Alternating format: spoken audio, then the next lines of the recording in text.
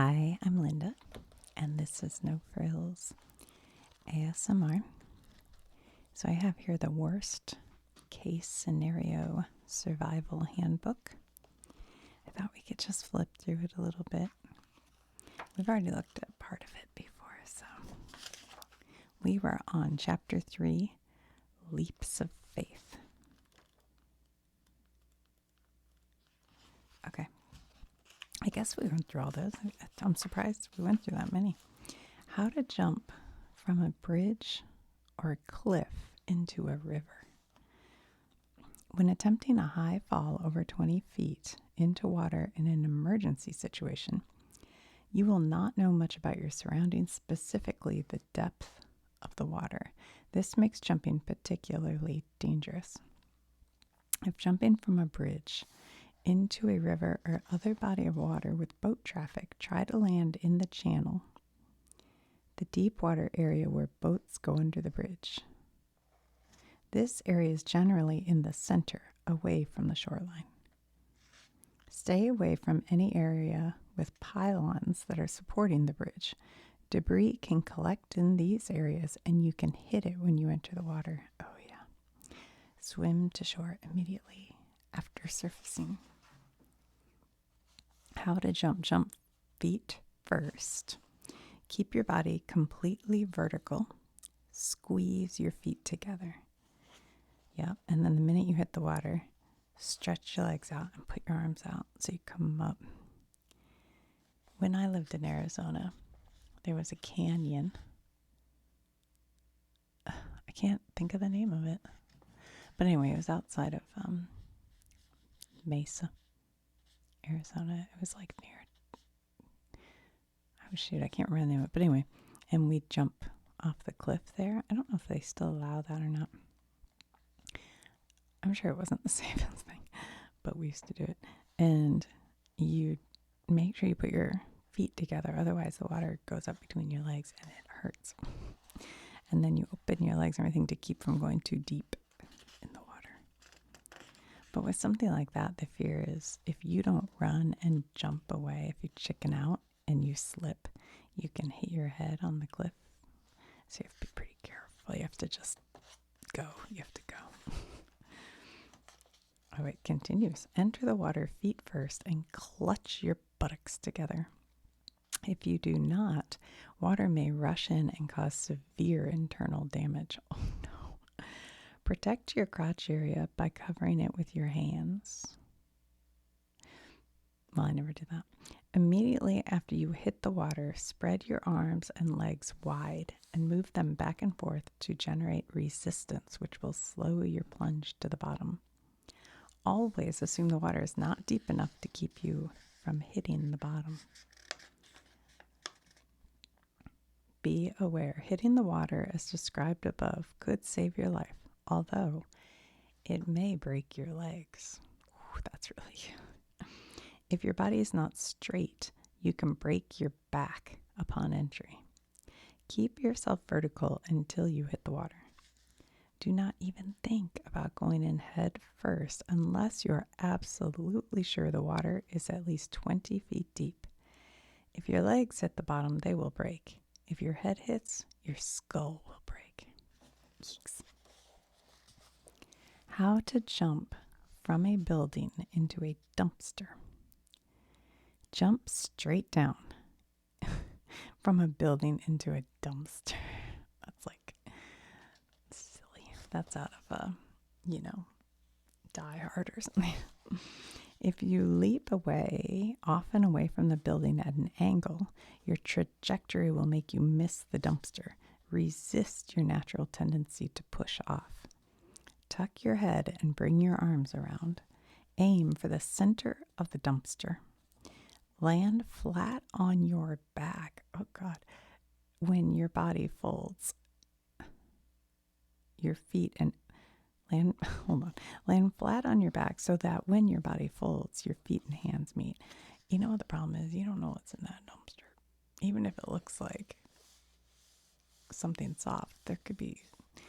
This is if you're a stunt man and you know it's full of just foam. Because look, what if there's like something sharp in here or super hard. So they say jump straight and then land on your back. Be aware, if the building has fire escapes or other protrusions, the leap will have to be far enough out so you miss them on your way down. The landing target needs to be far enough from the building for you to hit it. The dumpster may be filled with bricks or other unfriendly material. It is entirely possible to survive a high fall, 5 stories or more, into a dumpster, provided it's filled with the right type of trash, such as cardboard, and you land correctly. Really? Okay. 5 stories, but they make it sound like this is more dangerous than this. They give us more warnings on jumping into water. I feel like jumping into a dumpster, you could hit your head on any of this. Like if you don't have this exactly right, your head's going to go boink. How to maneuver on top of a moving train and get inside. The latest, no, not the latest. I guess I was watching the Mission Impossible before the latest. Yeah. And they were on top of a train. Do not, I think they always are in that movie. Do not try to stand up straight. You probably will not be able to anyway. If the train is approaching a turn, lie flat. Do not try to keep your footing. If the train is approaching a tunnel entrance, lie flat and quickly. Gosh. Here's how you do it. Okay, crouch low and move slowly forward, swaying with the side-to-side motion of the train.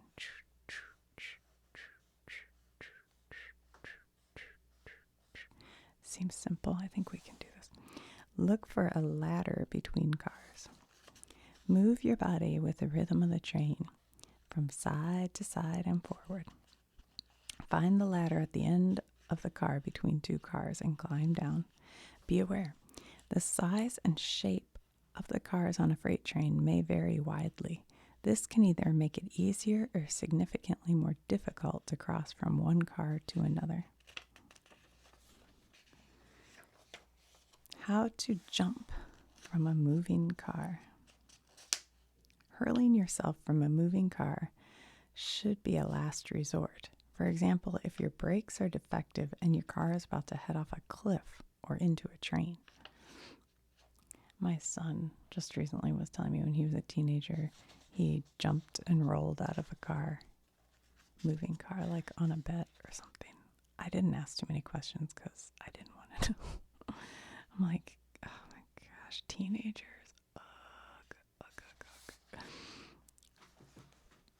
Apply the emergency brake. This may not stop the car, but it might slow it down enough to make jumping safer. Open the car door.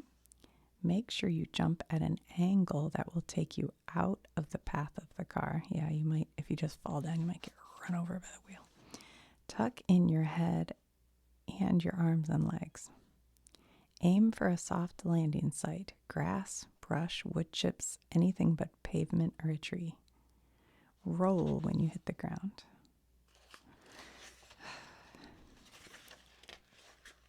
How to leap from a motorcycle to a car.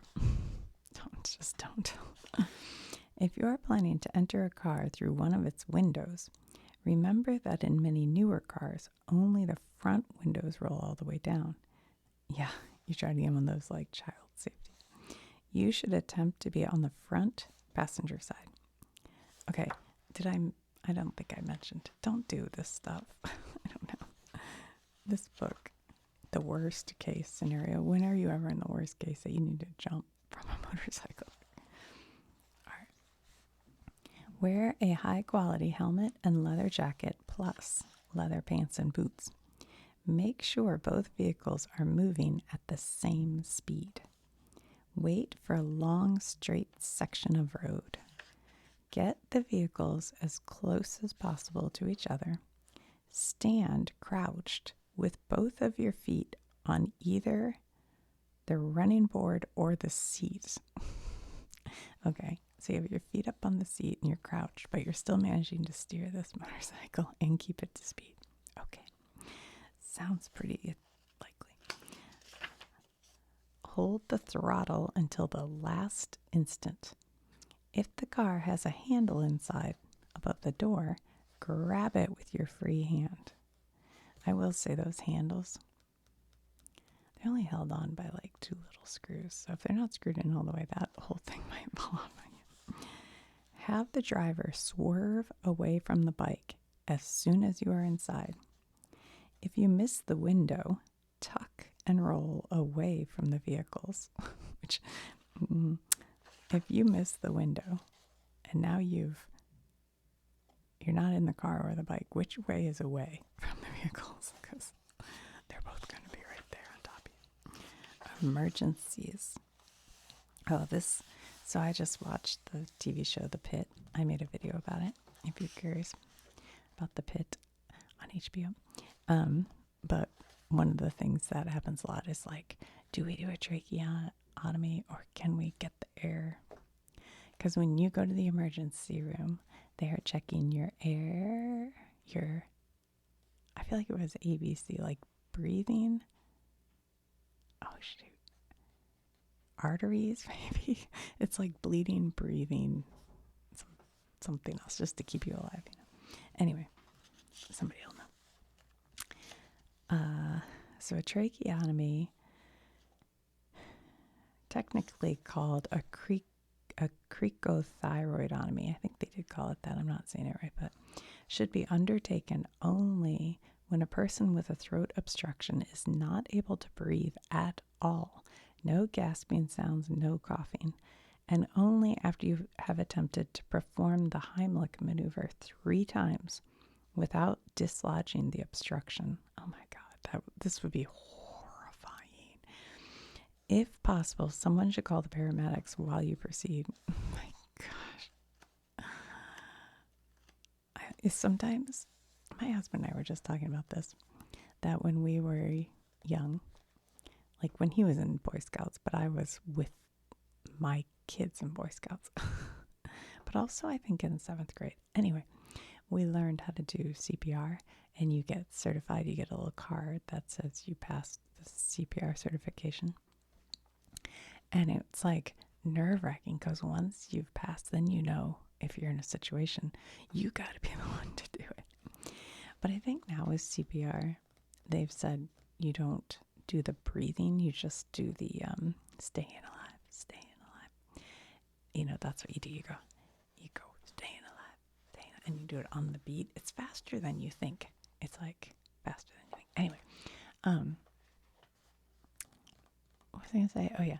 But they took out the breathing part. I don't know if that's because you really don't need it or if it's because people weren't choosing to do it because they didn't want to do the breathing. I don't know. I'm not sure. All right, here's what you're going to need. A first aid kit, if available. Probably not available. A razor blade or a very sharp knife. Now, I've seen on ER where they did it with a pen. A straw, 2 would be better, or a ballpoint pen. Oh, maybe that's something. With the inside removed. If neither a straw nor a pen is available, use stiff paper or cardboard rolled into a tube. Good first aid kits may contain a trach tube, really. I think the thing you'd have a hard time finding would be the razor blade or a very sharp knife because you'd want it sharp and clean. Oh, gosh. There will be no time for sterilization of your tools, so do not bother. Infection is the least of your worries. Oh, God. So here's this guy. Here says Adam's apple, and right below it is the cricoid cartilage. It says, I don't know what that means. Find the indentation between the Adam's apple. Oh, yeah, I can feel mine. It's tiny. And the cricoid cartilage. Oh, it's so weird when you feel it. It feels so weird on your throat. Ooh, I don't like it. Okay. Make a 1/2-inch horizontal incision about 1/2 inch deep. Pinch the incision or insert your finger. I'm sorry if this is gross. Inside the slit to open it. Insert your tube into the incision roughly 1/2 to 1 inch deep. Hold on. Hold on. Make a 1/2 inch horizontal incision. I mean, aren't you having to cut into the throat tube thingy? Whatever that's called. Because they're making it sound like just the skin. But you must have cut into it to put the straw in there. Doctor, I need more information. Pinch the incision or insert your finger inside the slit to open it. All right, so they must have cut deep enough.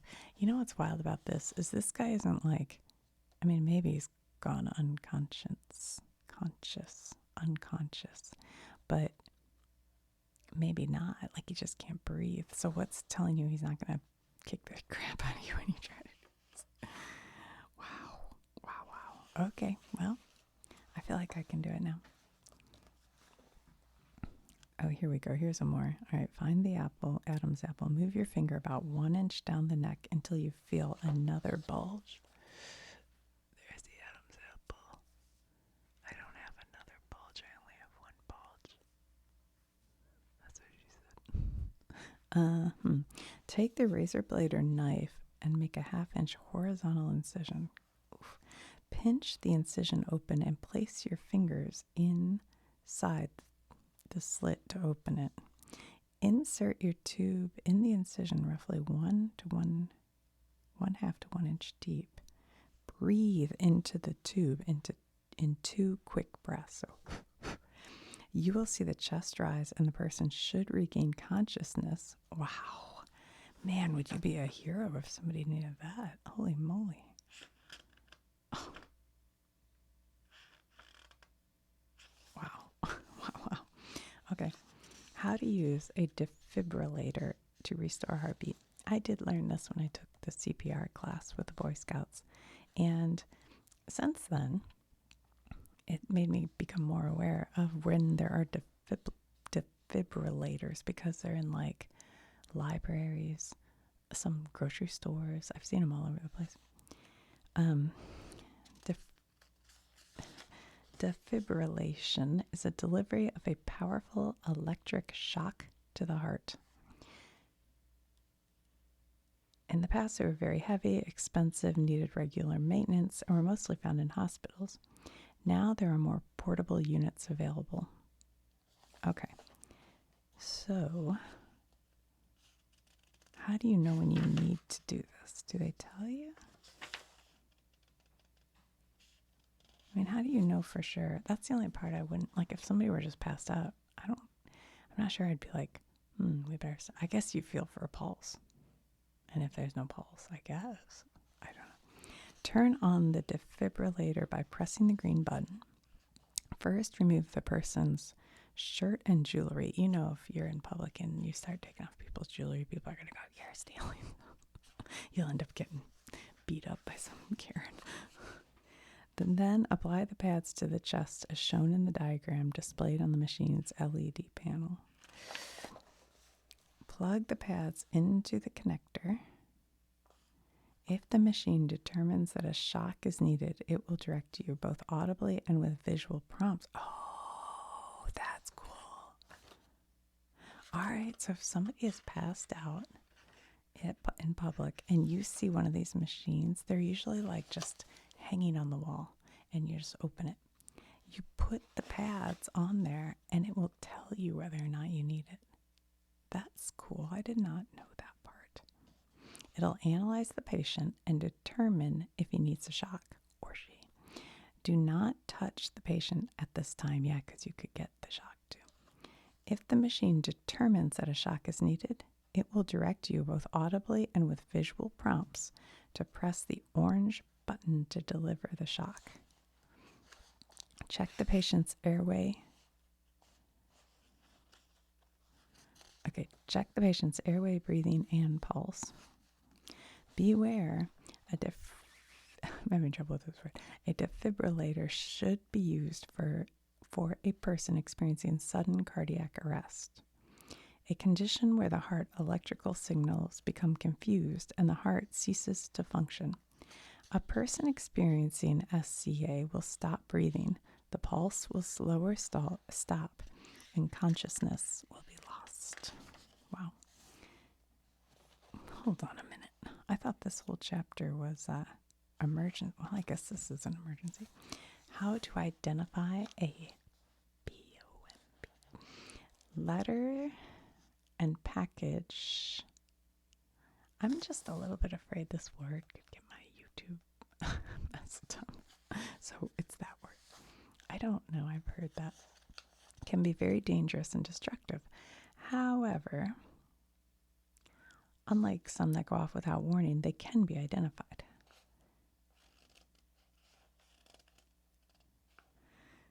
I don't know. I don't feel like we tell them. I mean, that's hopefully not going to happen. How to deliver a baby in a taxi cab. I think I can do this because I have watched enough episodes of Call the Midwife that I'm pretty sure I can deliver a baby. Time the uterine contractions. For the first-time mother, when contractions are about 3 to 5 minutes apart and last 40 to 90 seconds for at least an hour, the labor is most likely real and not false. Babies basically deliver themselves, and they will not come out of the womb until they are ready. They don't necessarily deliver themselves. I can tell you, none of mine delivered themselves. It was something. As the baby moves through the birth canal, guide it by supporting the head. Support the body as it moves out. Do not slap its behind to make it cry. The baby will breathe on its own. After you have dried off the baby, tie the umbilical cord with a shoelace or piece of string several inches from the body. Leave the cord alone until the baby gets to the hospital. Okay.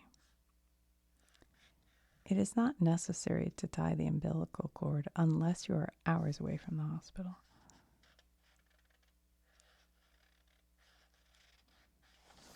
All right. If the feet come first. Yes. The most common complication during pregnancy is a breech baby, or one that is positioned so the feet and not the head will come out of the uterus first. Since the head is the largest part of the baby, the danger is if the feet come out first, the cervix may not be dilated enough to get the head out afterward. Today, most breech babies are delivered through cesarean section, a surgical procedure that you will not be able to perform. If you have absolutely no alternative, no hospital or doctor or midwives available, when the baby begins to emerge, you can try to deliver the baby feet first. A breech birth does not necessarily mean that the head won't be able to get through the cervix. There is simply a higher possibility this will occur.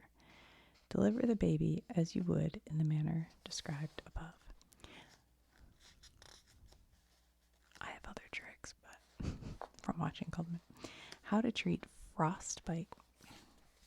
Okay. Frostbite is a condition caused by freezing of water molecules in the skin cells and occurs in very cold temperatures. It is characterized by white, waxy skin that feels numb and hard. Oof. More severe cases result in a bluish-black skin color, and the most severe cases result in gangrene, which may lead to amputation. Affected areas are generally fingertips and toes, and the nose, ears, and cheeks. Frostbite should be treated by a doctor. However, in an emergency, take the following steps. Remove wet clothing and dress the area with warm, dry clothing, assuming you're somewhere with that. Immerse frozen areas in warm water or apply warm compresses for 10 to 30 minutes. If warm water is not available, wrap gently in warm blankets. Avoid direct heat, including electric or gas fires, heating pads, or hot water bottles. Never thaw the area if it is at risk of refreezing. This can cause severe tissue damage.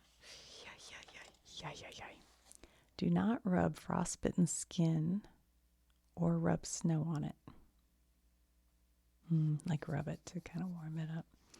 Take pain reliever such as aspirin or ibuprofen during the rewarming to lessen the pain.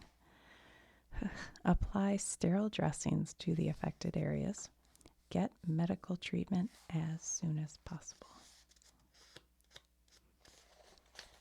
Frost nip is an early warning sign of frostbite.